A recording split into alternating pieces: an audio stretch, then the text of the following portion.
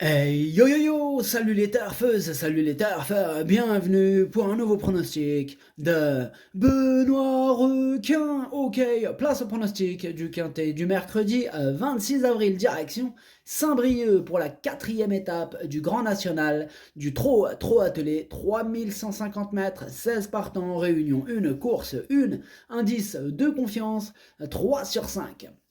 Petit retour sur le quintet du mardi 25 avril, il y a eu du trouble fait à l'arrivée. Ok, c'est parti, on commence le pronostic et on commence avec le numéro 1, Horace du Goutier. On écoute l'entraîneur Hugues Montulé. Horace du Goutier revient très bien après un souci. Je craignais l'élimination, comme ce fut le cas à Marseille. En début de mois à Lyon, il a gagné avec la manière sur une piste collante qui ne l'a pas servi. Ce tournoi est un objectif, il est en belle condition, il faut se méfier à la volte à main droite. Ensuite, il peut aller devant comme courir à l'économie. On y va pour gagner. Bon, comme ça c'est clair, il y va pour gagner. Du coup, ce numéro 1, il fait partie de mes préférés. C'est une première chance. Je l'ai gardé très haut, mais en deuxième position. J'en ai préféré un autre. Ce numéro 1, Watashi no Nibame no Okiniri. On enchaîne avec le numéro 2, Gamin Jabba. Et on écoute Jean-Michel Bazir. Gamin Jabba m'a un peu déçu pour son retour à Vincennes. Il a bénéficié d'un bon parcours, mais il n'a pas été tranchant dans la phase finale.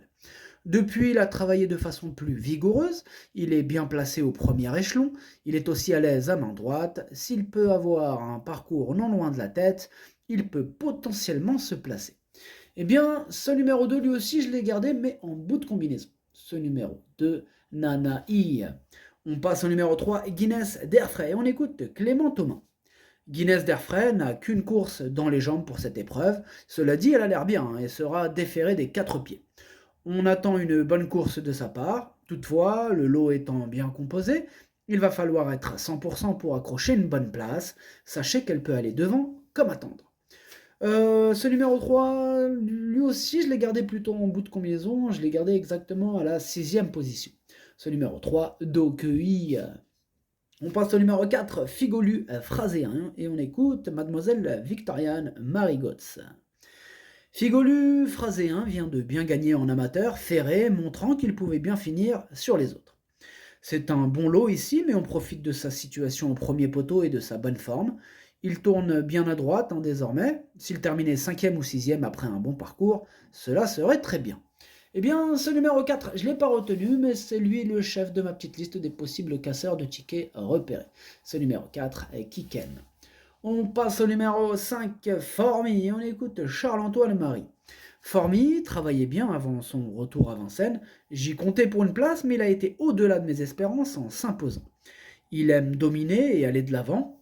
Ce succès lui a donné un moral d'enfer. Il est vraiment bien au travail. Il part en tête, un atout. À main droite, il est limite encore mieux. On monte de catégorie forcément, mais il peut terminer dans le quintet. Eh bien, moi, ce numéro 5, il me plaît bien, je l'ai gardé en cinquième position. Ce numéro 5, Do-I. On enchaîne avec le numéro 6, Glamour Queen, et on n'aura pas les commentaires de l'entraîneur, c'est Philippe Moulin, il est parti pêcher tout seul. Oh bah, amuse-toi bien tout seul. Il est parti tout seul, mais il a quand même des potes sur le bateau. Quelques potes. Voilà. Quand je dis il est parti tout seul, ça veut dire il a pas emmené d'autres entraîneurs, quoi. Heureusement, fort heureusement, il est parti tout seul dans son délire. Les autres entraîneurs, on aura tous les commentaires. Cool. Du coup, ce numéro 6, je l'ai gardé très haut en troisième position. Ce numéro 6, Daisani. On enchaîne avec le numéro 7, Gaspard d'Angy. On écoute Jean-Michel Baudouin. Gaspard d'Angy a parfaitement récupéré de ses efforts de Lyon. Ici, l'étape est proche de la maison. Il va davantage apprécier. Il rend à la distance cette fois, mais ils ne seront que 6 au premier échelon. On devrait occuper une bonne place rapidement. Il y a quelques rivaux de qualité, notamment en tête et Gangster du Vallon, mais il est capable de s'imposer à nouveau avec une course rythmée. Eh bien, ce numéro 7, c'est lui mon préféré, je l'ai installé en tête. C'est numéro 7, Okineri. On passe au numéro 8, Falco d'Avaroche, et on écoute Jean-Michel Baudouin. Falco d'Avaroche n'avait pas d'allant un vendredi à Vincennes et m'a déçu. Aussi, je le présente ici pour en avoir le cœur net. Il est stationné à Grosbois et moi à la campagne. Aussi, revoir son entraîneur au sulky va lui faire du bien. Ses ambitions seront limitées ici avec les fers. Il sera plus compétitif dans l'étape du Croisé-la-Roche. Eh bien, ce numéro 8, je ne l'ai pas retenu. Après, bon, en cas de défaillance, hein, pourquoi pas. C'est pas non plus une totale impossibilité. Si jamais il y avait des défaillances, hein, il pourrait apporter une belle cote. Donc voilà, pour les amateurs de champ réduit, question de feeling. Ce numéro 8, Kiken. On enchaîne avec le numéro 9, Éveil du Châtelet. On écoute Jean-Michel Bazir. Éveil du Châtelet a été longtemps absent et a besoin de rythme dans l'immédiat. Cette course va lui permettre de gagner en condition.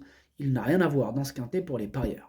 Bon, c'est clair, net, précis, merci Jean-Michel comme d'habitude. Ce numéro 9, on l'écarte. Énorme non. Ce numéro 9, Caqueux. On passe au numéro 10, Epsom d'Airfray. On écoute Jean-Michel Baudouin. Epsom d'Airfray n'est pas chanceux en ce moment et se montre coquin. C'est vraiment dommage, hein, car il aurait disputé l'arrivée lors de ces 2 dernières étapes du tournoi. J'ai demandé à Louis d'assurer et de n'espérer que la 5e place. Je ne serais pas du tout surpris qu'il l'obtienne en courant battu. Eh bien, ce numéro 10, c'est lui mon gros regret, c'est lui mon casseur de tickets très très probable. C'est mon cheval de complément en cas de non partant. Ce numéro 10, Kokai. On passe au numéro 11, Hip Hop au fort, et on écoute Christian Bijon. Hip Hop au fort a décompressé après le meeting d'hiver et a entamé sa saison de monte. Il travaille légèrement depuis un mois et a réaccéléré un peu récemment. Pour autant, c'est une course de rentrée, il restera ferré. Il a couru à 3 ans à main droite, je le préfère à main gauche. Ensuite, il est possible qu'on continue dans le tournoi du Grand National du Trot. Sa course de mercredi va m'en apprendre davantage.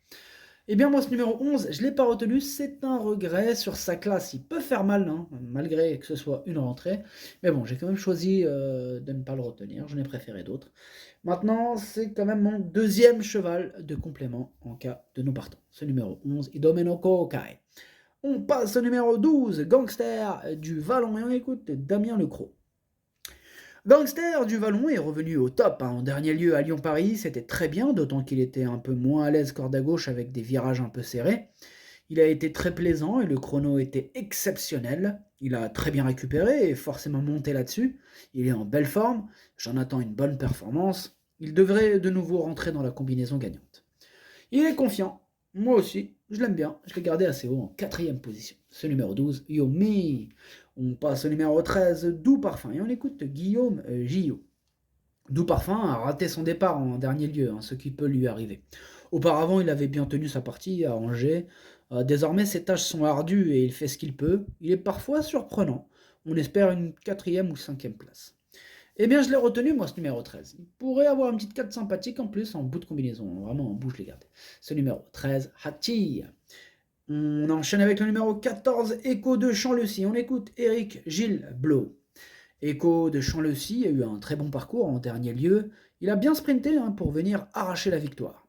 Ici, il rend 50 mètres. Il ne sera pas déféré des postérieurs comme d'habitude.